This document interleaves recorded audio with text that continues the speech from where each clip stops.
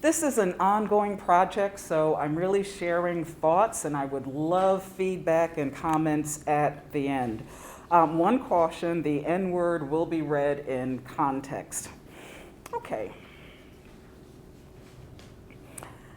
I'd like to begin by just looking at 3 mission statements from organizations that talk about why and what holding on to histories of slavery, retelling those histories might mean. The National Archives, the 2007 bicentenary of the abolition of the Slave Trade Act, is an important occasion. It represents an opportunity to broaden the public understanding of the significance of Britain's involvement in the slave trade and slavery, as well as its role in their eventual suppression and abolition. Another one. The collections of the Library of Congress contain a wide variety of materials related to the practice of slavery in America, including photographs, manuscript materials, recorded oral histories, and books. Many primary source materials from the library's collections have been digitized and are described and linked in this guide. And finally, this digital memorial raises questions about the largest slave trades in history and offers access to the documentation available to answer them. And I'll let you continue with that. I placed some of the longer quotes on slides just because it's a little bit easier.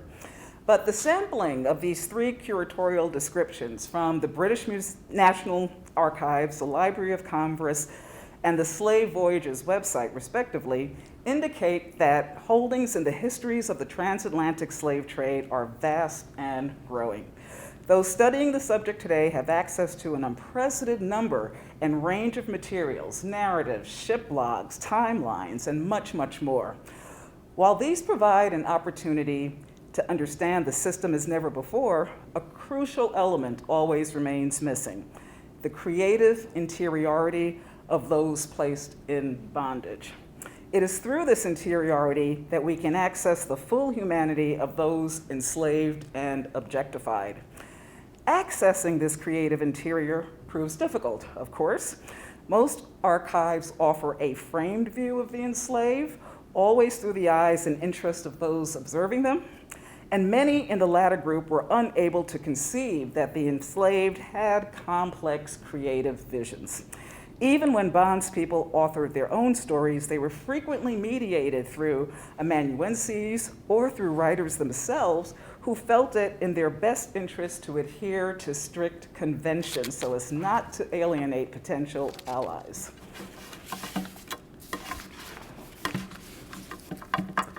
Culling the recovered stories in formal archives at best offers fractured glimpses.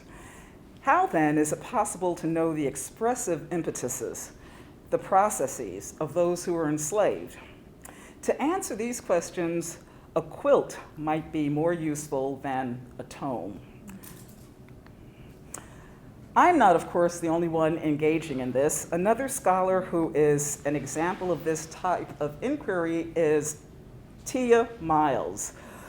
Her work, All That She Carried, The Journey of Ashley's Sack, a Black Family Keepsake, in which she takes this sack as a starting point and begins an exploration into the worlds of enslaved Black women and their descendants.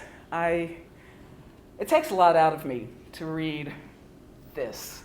My great-grandmother Rose, mother of Ashley, gave her this sack when she was sold at age 9 in South Carolina.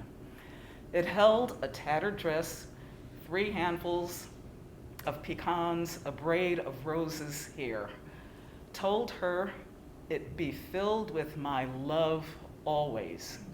She never saw her again. And then we have her name this. Ashley is my grandmother, Ruth Middleton, 1921. As I said, it just takes a lot out of me to actually see one remnant of this vast thinking and feeling that has actually been lost. And I think we still feel the power of that today, just even looking at this embroidered text. Sorry. In what became known as the Bible quilt and the pictorial quilt, Harriet Powers gave us something similar. an archive that we can go back to. These quilts, along with her own words and the recollections of her son, form a useful nexus for exploring the creative presence in Black materials. In these materials, we see mothers, fathers, sons, brothers, sisters, and not just enslaved human beings. Ultimately, considering such sources allows us to examine how and why we use the stories, people, and creations of enslavement as we continue to grapple with our own racial legacies. In observing that there is no access to the subaltern consciousness outside dominant representations or elite documents, Saidiya Hartman, in Scenes of Subjection, identifies the omissions characteristic of many formal records. At best, archive gathers others' perceptions of the enslaved, if they gather them at all. Rarely does such framing acknowledge the creative cognizance of the enslaved. In an archive of taste, our very own Lauren Klein suggests a possible blueprint for addressing the omissions of traditional archives, building an expanded archive. One that, as she says, must be first constituted by a range of sources gathered together, then reconstituted by each scholar through their own critical and creative processes. An expanded archive encourages exploring a range of materials through a range of disciplinary approaches with the end of creating comprehensive readings of lives that counter objectification and simplification implied in terms such as slave, former slave, enslaved. Harriet Power's quilts are examples of how an archive might be expanded. Through them, we can view one woman's sense of self-awareness and awareness of her artistry. We see Powers as more than a former slave when we look at her quilts. We see her as an artist. The questions I want to ask is, do her quilts instance the practices of signifying and double meaning that allowed Black artistry to thrive in hostile environments? What did she want citizens of a nation leaving the known world of slavery and entering into an unfamiliar future to hear? And what does our recognition of her in our own moment signify about us? Powers' quilts traveled. In her lifetime, the Bible quilt was exhibited at the 1866 Northeast Georgia Fair held in Athens, which over time was referred to as the Athens Cotton Fair. In 1895, it appeared at the Cotton States International Exposition here in Atlanta, often called the Atlanta Exposition. Until recently, the archival Harriet Powers came to us primarily via the writings of the white women who viewed her quilts. Onita Virginia Smith, an artist and art teacher at the Lucy Cobb Institute, a school for girls in Athens founded by Thomas R. Cobb, who was a lawyer, slavery advocate, and secessionist. Through Clara Jemison, assistant editor of the Tuscaloosa Times and wife of the mayor of Tuscaloosa, Alabama. And through Lucine Finch, a writer, performer, and singer of Mammy songs. Her most famous production was actually at the White House under Truman. And finally, Lorene Diver, a photographer who unintentionally provided us the greatest Powers gift at all, which we'll get to in just a moment. The story to date is that Jenny Smith saw the Bible quilt in 1866 at the Northeast Georgia Fair and determined to purchase it. Powers refused to sell it at any price, but subsequently, when her family hit hard times, at the urging of her husband, she sold it to Smith, not for the $10 she wanted, but the $5 Smith allegedly could afford. Powers, as she sold this, also gave Jenny Smith this extensive key to explain every single panel on the quilt, almost as if she knew this would be up for misinterpretation or misreading. Again, this is the act of an intentional artist. Not only am I creating something, but I want you to know why I created it and what I symbolize by it. Heaven knows, as a professor of literature, I wish a few more authors had left this kind of key. So we see, again, a very kind of very assured artistic personality, very aware of the work she is producing. The Harriet Powers in Smith's record is clearly a framed subject. In an unpublished handwritten essay, Smith paints Powers nostalgically. She is about 65 years old, of a burnt ginger cake color, and is a very clean and interesting woman who loves to talk of her Ole Miss and her life for the war.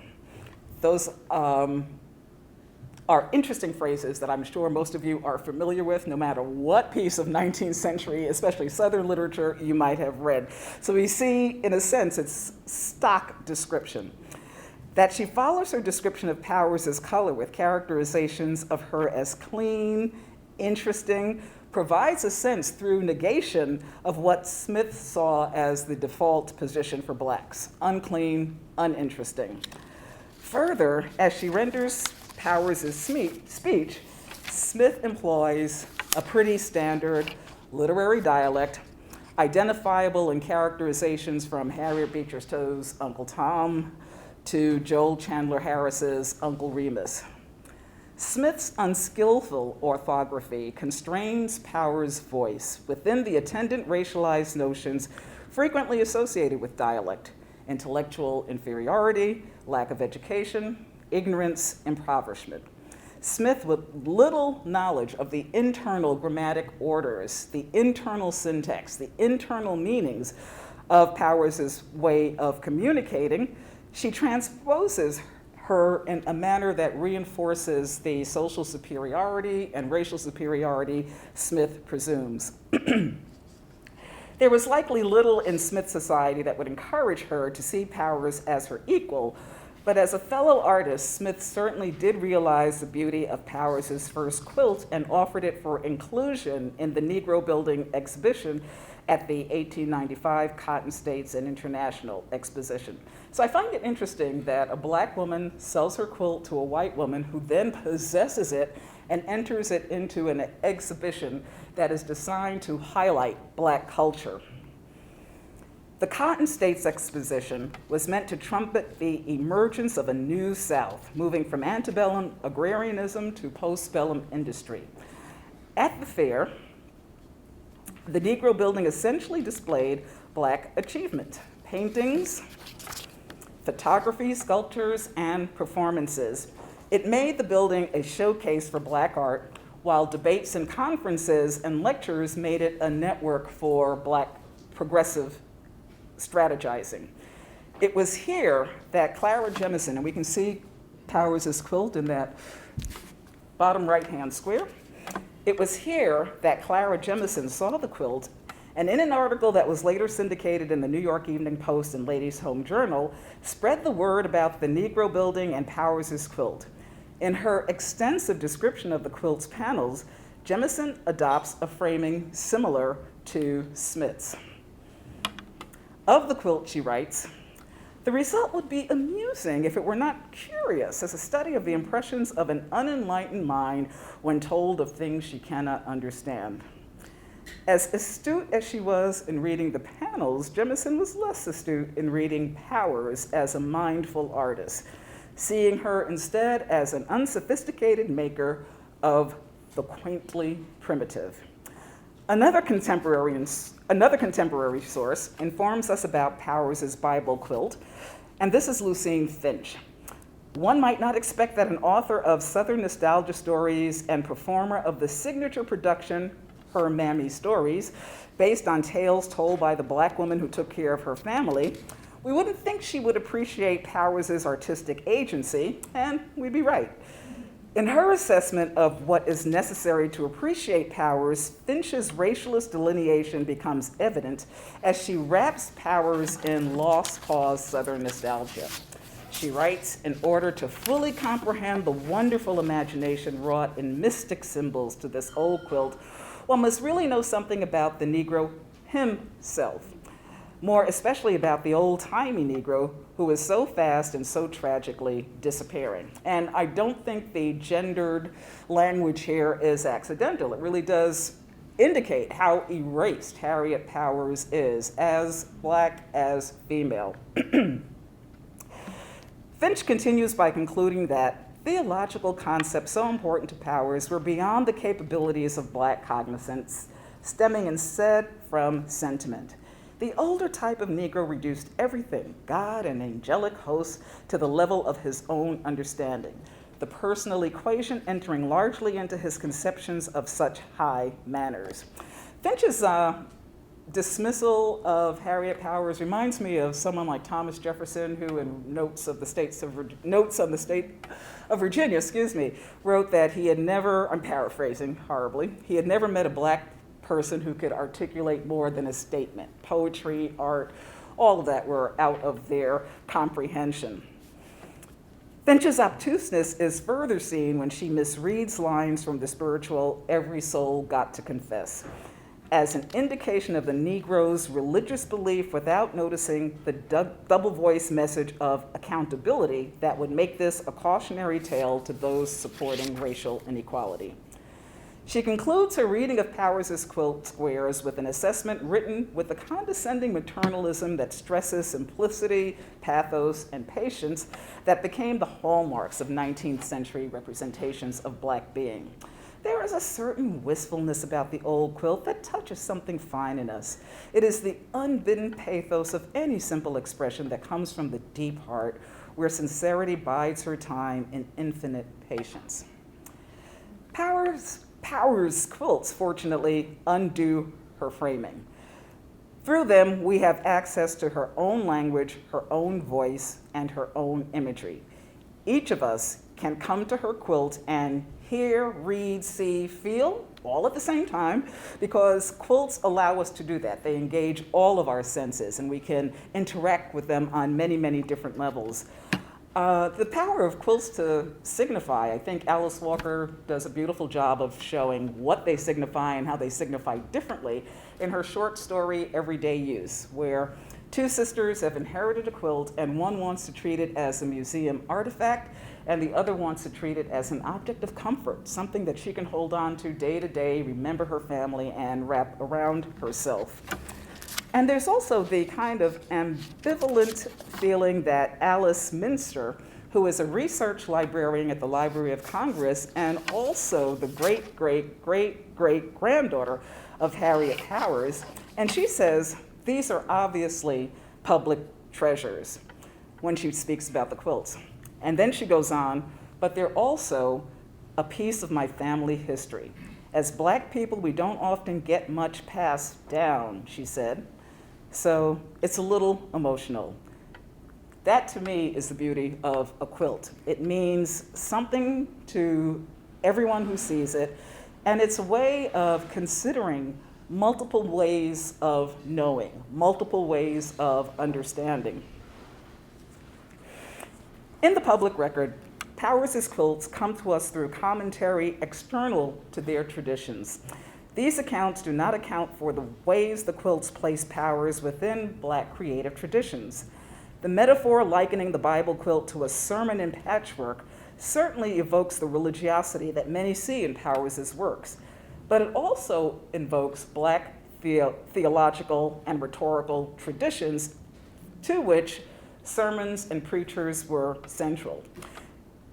These figures were repositories of history for their congregations and made sense of the world of enslavement and subsequently the racism their congregants faced. Central to their church work were women who were often orators themselves. Women's advocate and abolitionist Sojourner Truth is an example. African Methodist Episcopal Church minister Julia Foote is an example. And Harriet Powers is an example.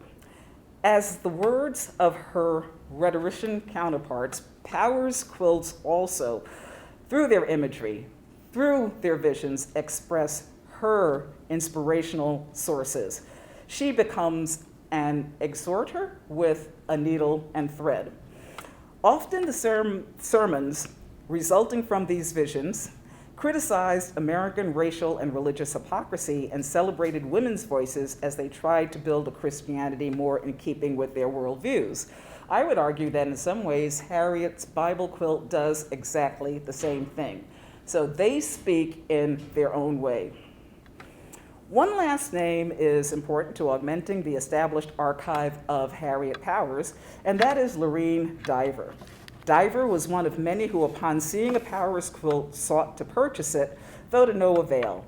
She describes Powers in the work in the following terms, and I quote, "This colored woman was evidently colorblind or used only material at hand. But she does give a good sense of Powers' innovative quilting technique, even if she cannot appreciate it." Divers, too, wrote a key of the squares. But in her persistence to own the quilt, she wrote to Powers, and in the greatest act of serendipity, Powers wrote back.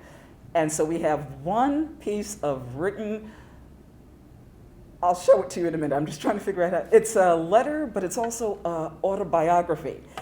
And it counters so much of the presumptions of Harriet Powers. People thought she was illiterate. No, she is not. Here is proof. People thought that she couldn't aspire to high thought, and we'll see in just a moment that she does.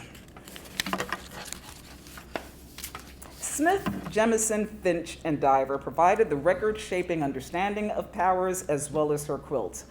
Contemporary critic Laurel Thatcher Ulrich identifies the difficulty of undoing such framing, yet even as she does so, she institutes a more contemporary type of framing in its place, one that places the quilts in the arts-politics binary.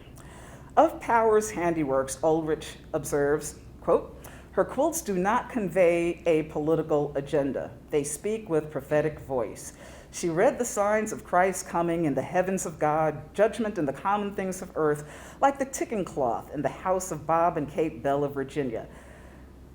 In much Black religious tradition, the line between the political and the prophetic was often erased, as prophets, preachers, exhorters frequently elided imagery of heaven with imagery of liberation from enslavement, and as messiahs took corporeal form, such as Harriet Tubman, popularly known as Moses. To view the quilts as prophetic with no political agenda obscures what might be some of Powers' key iconography. Darnell McCrary keenly observed that Powers, quote, "designs her quilts during Reconstruction, a time when anti-Black violence intensifies, male voices are privileged, and economic resources dwindle," end quote. Harriet Powers, by her very being, was political. As a preceding discussion of her framing suggests, politics are imposed on her simply because she is a Black woman, a former slave, residing in what would become the Jim Crow South. So, who is Harriet Powers beyond these objectifying gazes? Included in the Works Project Administration documentation of the lives of formerly enslaved are the recollections of preacher Lonnie Pondley, or Alonzo Powers, Harriet's son. His reminiscences provide more interior glimpses into the Powers family, but even in these, we see the framing Harriet was subjected to extended to her son. The recorder, Ina B. Hawks, introduced him to her readers thusly. This is just the front page of her report, kind of the standard formulation for the WPA records. And she writes, "In a short time, I heard a door shut, and I looked around and saw an old man walking around the house. 'Yes, ma'am, this is Lonnie Pondley,' he volunteered. 'Good morning.' 'Good morning, Uncle,' I said. 'Do you have a little time to spare this evening?' 'Yes, ma'am,' he said with a broad smile. It was a cool day. Although the sun was shining very bright, I asked him to sit in the sun so we could talk better. I found that Uncle Lonnie had a very good education, but for a Negro of his type, and that is his English was very good. He seemed to know what I came from.'" Just a complete misreading, a complete kind of understanding of what Alonzo might represent. Hawkes frames Alonzo in expected ways, but fortunately she doesn't meddle with his voice, so we do get a sense of him coming through his recollections. Like many an interviewed formerly enslaved person, Alonzo Powers knows his audience and their expectations. As Hawkes herself observes, he seemed to know what I came from. So you can imagine those who were formerly enslaved being approached by WPA writers multiple times because the government wanted these records, these writers needed to create these records so that they could earn what they did as recorders. So there's probably a kind of expectation, a sophistication on Alonzo Powers' point that Hawke is just not aware of. A woman greeting him with the generic title for an elderly black man, uncle, might signal the desire for a certain performance of blackness.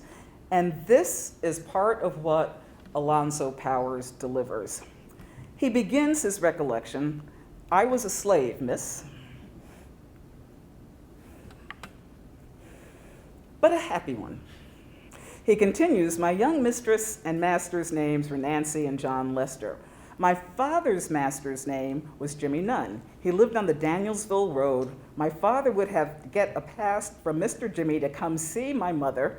You see, they were on different plantations.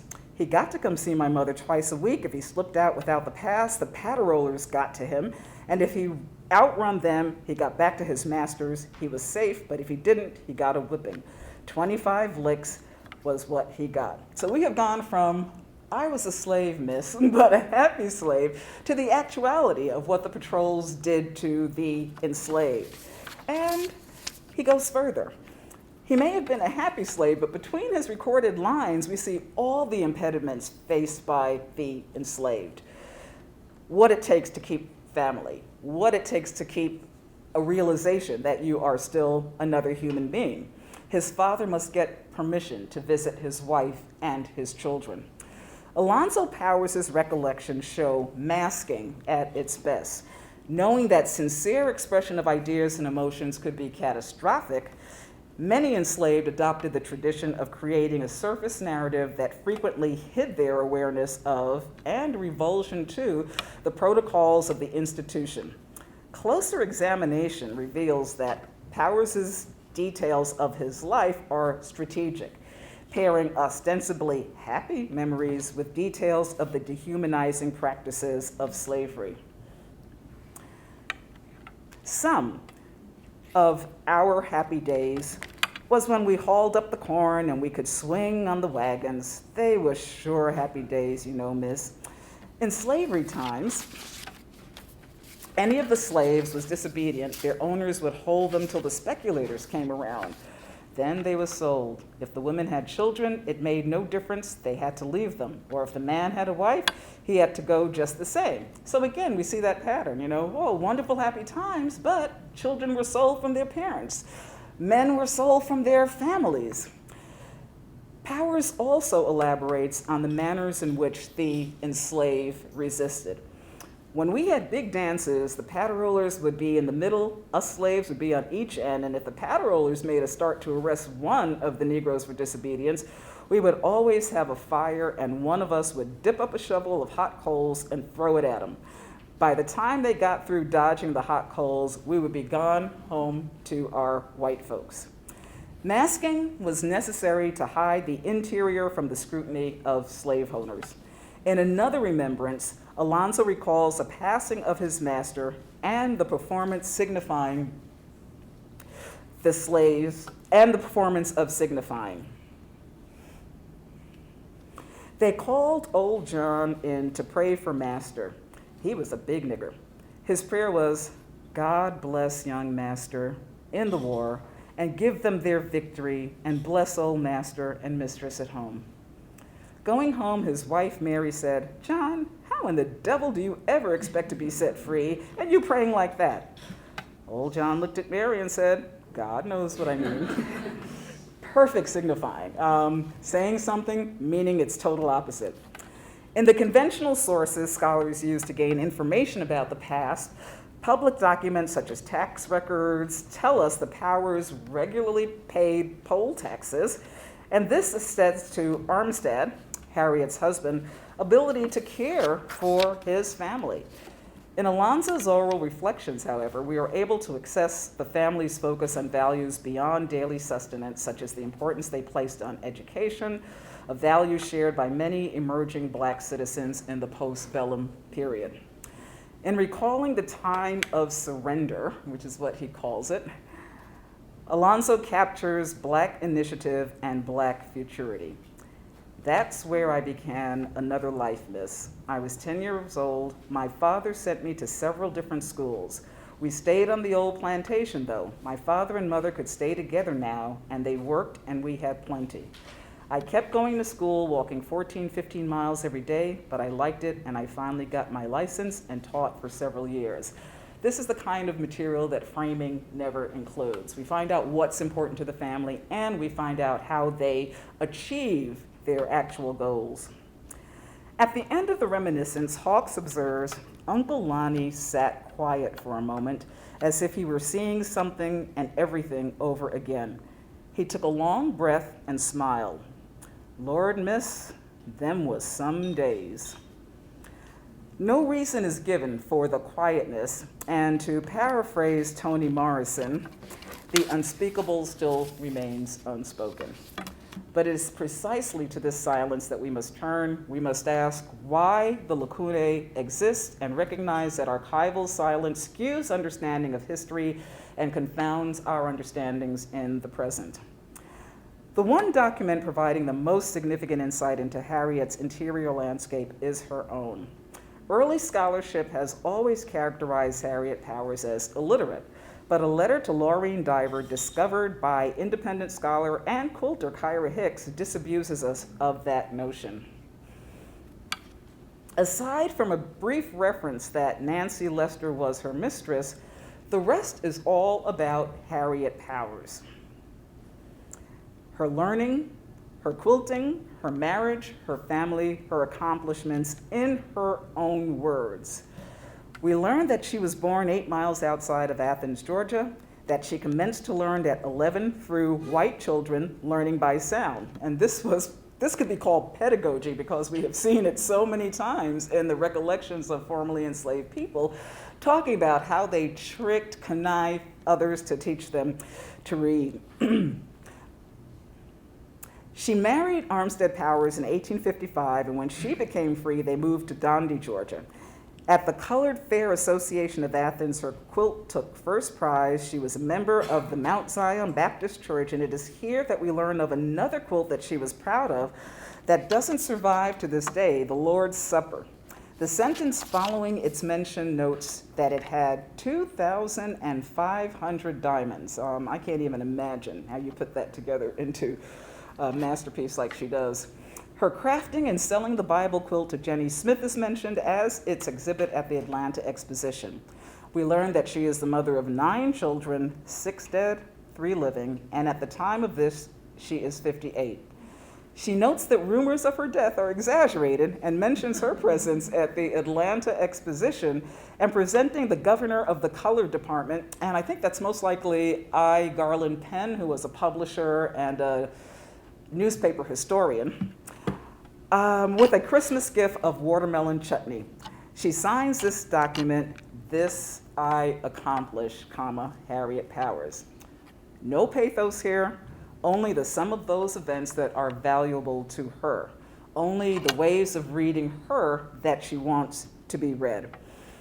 While our contemporary moment continues to contextualize her as a slave and former slave, she sees herself as a subject participating in the Black future. A woman so proud of her presence at the Atlanta Exposition would hardly be the old-timey Negro that Finch describes. Rather, the Powers that emerges here is self-confident and self-aware. Once we become aware of how framing Powers might limit our understanding of her work, new insights from the quilts become apparent. What was it that drew so many to her work? All who viewed the quilts noted they were like none other, Applique quilts were very common, but none combined the technique and the vision in a way that Powers did. Powers' quilts were not sized to cover a bed. They were meant to be hung and displayed. Her readily educating viewers on her quilt symbolism reveals the degree to which she wanted to have them read as text. In recognition of that desire, I would like to offer a brief reading of the pictorial quilt. That Harriet Powers is literate raises all kinds of possibilities. In this quilt, it combines Bible scenes with meteorological and astronomical phenomena, that she draws upon events from the 1780s to the 1830s suggests that Power was privy to information coming from somewhere and to a wide breadth of historical knowledge, although we don't know what those roots actually are. Her representation of cosmic events were so accurate that historians are able to trace their genesis to the Leonid meteor shower of 1833. And on the right, I included just another representation of what an older newspaper saw and recorded as that shower.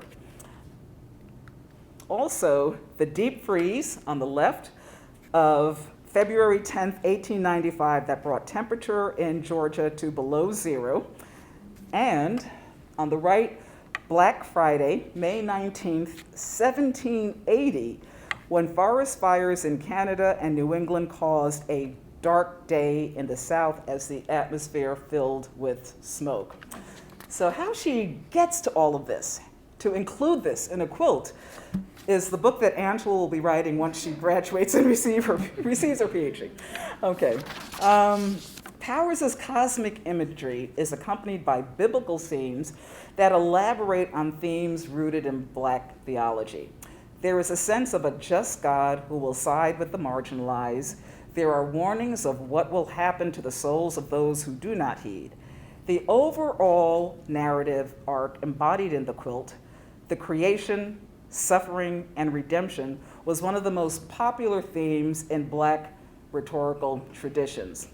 Black ministers' desires of making sense of the injustice frequently included this imagery as they spoke. The top left square of the pictorial quilt, for example, contains an image of Job, whose quest for understanding amid suffering engenders a crisis of faith.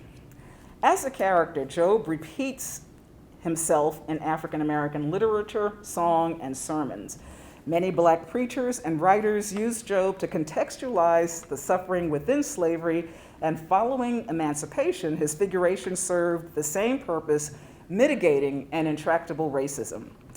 Might this square, the first one encounters when reading left to right on the quilt, be an epigraph dedicating this quilt to a particular race or to a particular cultural tradition?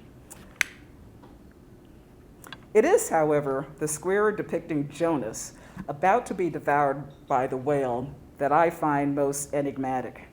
To me, it conjures both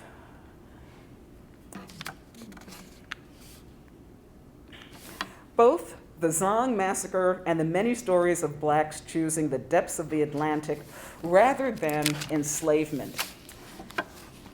I don't know if you remember, but just very briefly, in 1781, the Zong slave ship, like many, did a very, very tight pack to move as much cargo as it possibly could.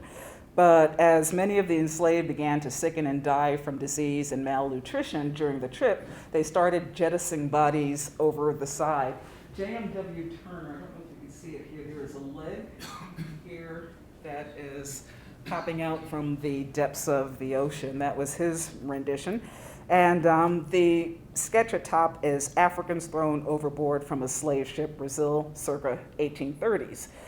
And the Zong case became interesting because when the ship reached port in Jamaica, the owner filed an insurance claim so that he could get back money for his cargo. The insurers, not out of any kind of altruistic position, said, no, that's not cargo, those are people. Imagine the craziness here. So what the case ultimately, in larger terms, became about is, are blacks cargo? Are they human beings? So anyway, I see a lot of those resonances in Powers's quilt. And we know from these images that showing living Africans thrown into the water for insurance purposes, that the figurative and literal relationship of blackness and water circulated in many, many forms through many, many purposes. I'm just thinking about Paul Gilroy's Black Atlantic, Sadia Hartman's Lose Your Mother, Christina Sharp in The Wake. All of these are studies that have examined the literal and figurative relationship between black bodies and bodies of water.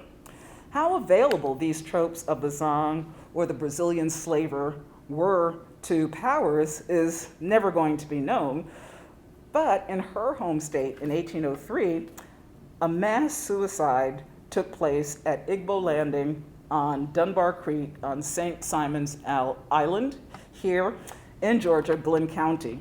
Georgia had become legend. The suicide had become legend, sparking various retellings, as can be seen in the recollections across geographies and across generations collected in the WPA narratives. Many, many formerly enslaved people have turned that Igbo suicide into folklore, I might almost say. And you can see that, someone will say, oh, so-and-so did this, but it was just like Igbo. So it was resonating, and I'm wondering if perhaps it resonated with Powers as well. What is certain is that Powers' use of Black aesthetics has led scholars to read the quilts for the engagement of African atavisms that might signal a creative thought process deriving from and connected to other traditions besides Western European. What is certain is that Powers' sewn creations invite us to create and consider their significances in light of our own times. Harriet Powers weaves many cultural ideas into her quilts. In an essay exploring the religious art of Black women, Marie Jean Adams offers a compelling characterization of her artistry. For each square, she invents a new composition. The scope of her interest shows in the many different kinds of motifs she introduces, representing men, women, and children, large animals, birds, other small creatures, fantasy beasts of the Revelations, trumpets and a bell, a house, a boat, a coffin, and special symbols such as the hand of God, stars, comics, and other cosmic bodies. Mrs. Powers' greatest formal achievement lies in maneuvering the stylistic elements conveying the two extremes of effect, careful, tended arrangements and threatening chaos into a dynamic equilibrium. For the enslaved in the United States, whose beings were not their own, threatening chaos was a constant and was the creative adaptation necessary to produce carefully tended lives. The art of African American women in the United States has been subjected to a history of underestimation, underestimating their awareness as artists, underestimating their creativity, seeing them as only what they are able to provide through their labor. Harriet Powers has not been exempted from this valuation. I would suggest that it is precisely this factor that allows her quilts and her life story to resonate with many other voices silenced by the race-gender paradigms of the dominant American society. In addition to her quilts, Powers made one additional visual creation, her own photograph. A portrait is a composition. Harriet Powers chose a dark dress with ruffles at the neck, secured by a brooch, and following in a row down the center of the bodice. Ornamenting this was a white dress apron. That, as you can see from its embroidery, is not a household apron.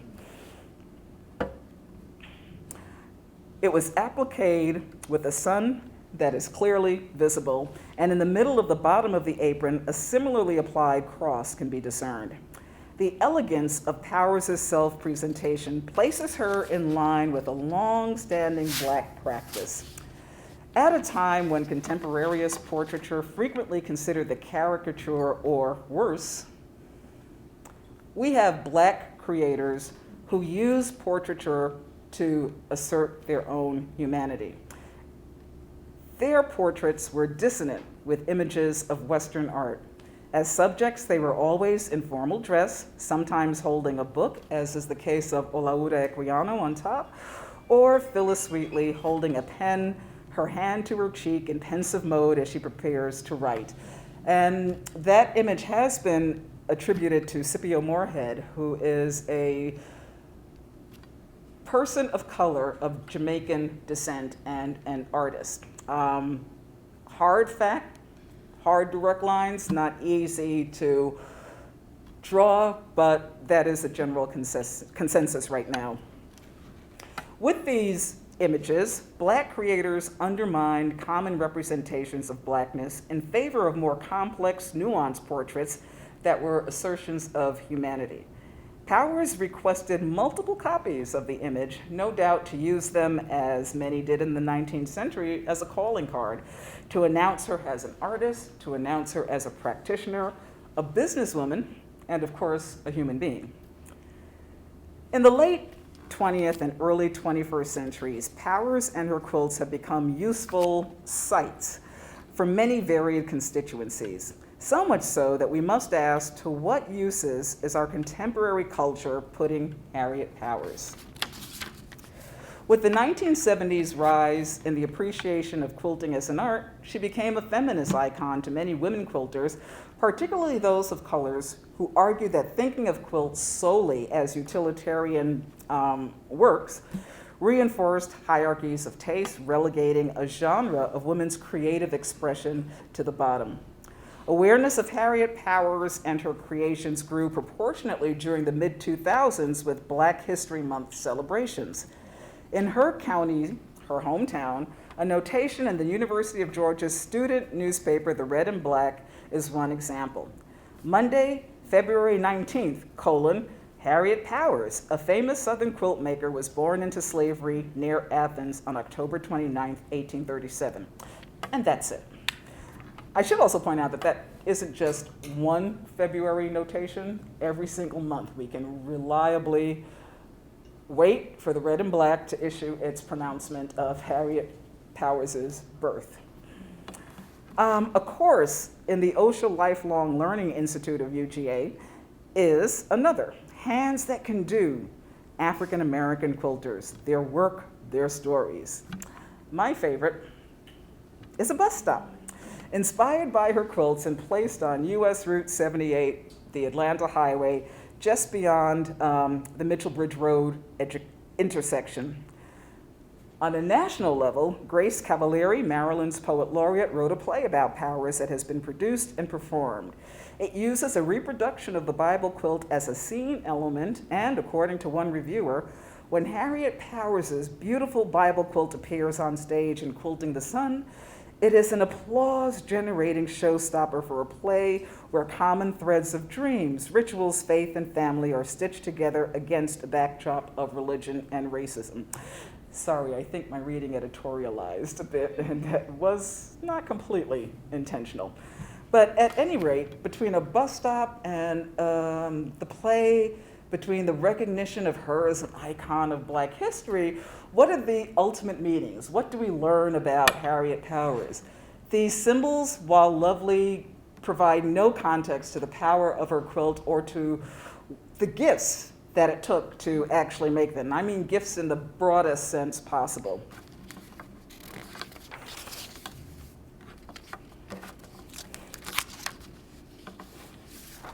The course of the quilts exhibition reflects their growing stature as American and as art. The pictorial quilt immediately hung in a fine arts museum owing to its provenance, given to Charles Cuthbert Hall, a VP of the Board of Trustees of Atlanta University, by wives of Atlanta University professors to show their appreciation of his support for Black higher education. It stayed in Hall's summer home until his son contacted the Museum of Fine Arts Boston, where the curator arranged for its sale to a private collector, and it's there to this day.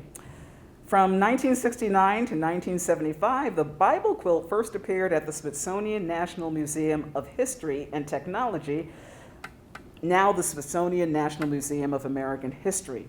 It was on the first floor next to the Foucault pendulum.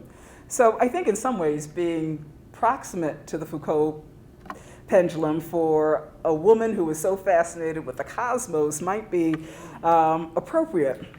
Implicitly, however, the placement of the quilt there suggests the quilt was framed more as artifact than as art. That changed in subsequent exhibitions. In 1976, it appeared in the Atlanta Historical Society exhibit titled Missing Pieces, Georgia Folk Art, 1770 to 1976.